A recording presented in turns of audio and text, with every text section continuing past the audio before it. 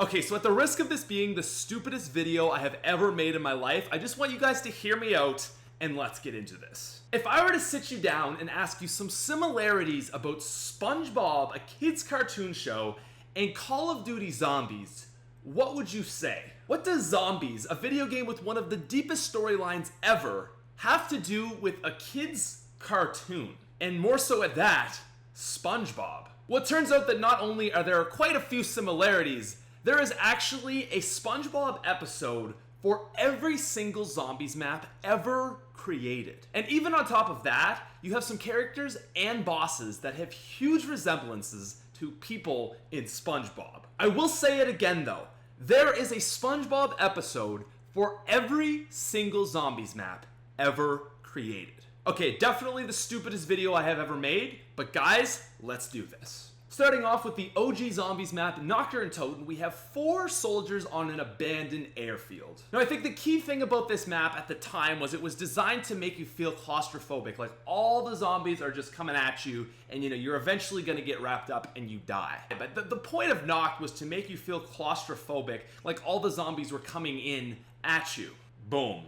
The episode where Mr. Krabs is attacked by skeletons. Moving on to the insane asylum map, Verrückt. I think this picture explains everything.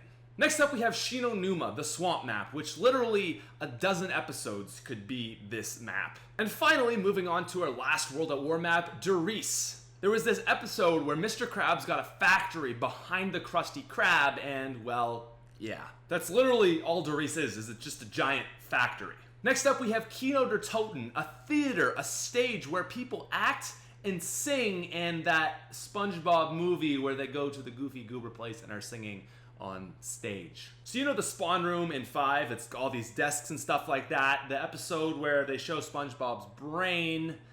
Next up we have Ascension, a Russian-Soviet cosmodrome. What could SpongeBob have to do with that except that there's a rocket and that episode where Sandy also happens to have a rocket underwater. Call of the Dead, I don't know how many times characters have been frozen in that show, but if you want some more evidence, we also have George Romero. Shangri-La, an abandoned temple in the forest, kelp forest, and finally, guys, we have Moon. Also related to the episode where Sandy gets a rocket, SpongeBob and Patrick actually dress up in astronaut suits. They go up into the air. Yeah, okay. Moving on to Black Ops 2, we have first off, ladies and gentlemen, Transit, my personal favorite. You know the episode where SpongeBob is at rock bottom and he's going to the bus and it keeps leaving him? Does that not sum up Transit in 100% fact? Moving on to Nuketown. I don't know how many explosions that form into mushroom clouds there have been on SpongeBob, but Die Rise, 2 giant skyscrapers, Krusty Tower.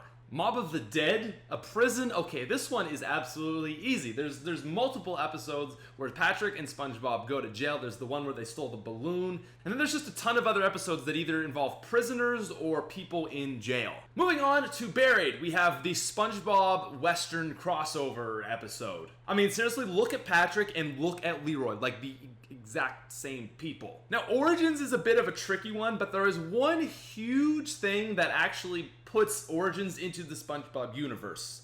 The giant robots that step on you. And the scene from the movie where Dennis, like the killer guy, the guy that was hired by the king to kill Patrick and SpongeBob to get the crown back, all that whatever. Well, Dennis actually likes to kill people by, you guessed it, stepping on them. Shadows of Evil is a bit of a long shot. You could literally take any city episode, but I like this image. I think it really just sums up Shadows quite nicely. Der Eisendrache, a castle. Yep, we got a castle episode in SpongeBob. Zetsubo no Shima. Now again, you could take any episode where they're in the forest with their magic conch shell or anything, but I think this picture sums up Zetsubo perfectly. Gorod Krovi is a bit of a weird one. You have giant flying dragons that breathe fire and giant jellyfish that also happen to breathe fire. A bit of a stretch, but still, I think it's a relevant one. Revelations is just straight up weird. So the episode in SpongeBob where there's the giant worm and Sandy ties up its tongue or whatever? Well, Revelations, you literally have the giant guy that you go into his mouth. And yeah, okay, okay. Have I proved my point yet that literally every zombies map is a Spongebob episode? And just to throw in a few more, you've got Dead Ops Arcade, the episode with the giant gorilla. By the way, one of the best episodes ever. You've even got Exo Zombies and Infinite Warfare Zombies. Okay, that last one's a joke. I'm not trying to fire shots at all, but you get my point. We've even got the boss from Attack of the Radioactive Thing. And Dalek, I'm sorry for stealing your thumbnail, that I haven't even played that map yet, so I don't have any gameplay. But behold, dude, it's weird. And that's really all I wanted to talk about today, guys. This is, again, probably one of the dumbest videos I've ever made, but I've seen this meme passed around so many times, and someone needed to point this out in a video. So your grandmaster game film theory that you want from me is not the fact that SpongeBob and zombies are in the same universe, but SpongeBob and zombies are the exact same thing. Alright, I'm just gonna end it there. I'm gonna stop talking. Guys, let me know what you thought of this video. I will see you later. Peace out, you frickin' nerds.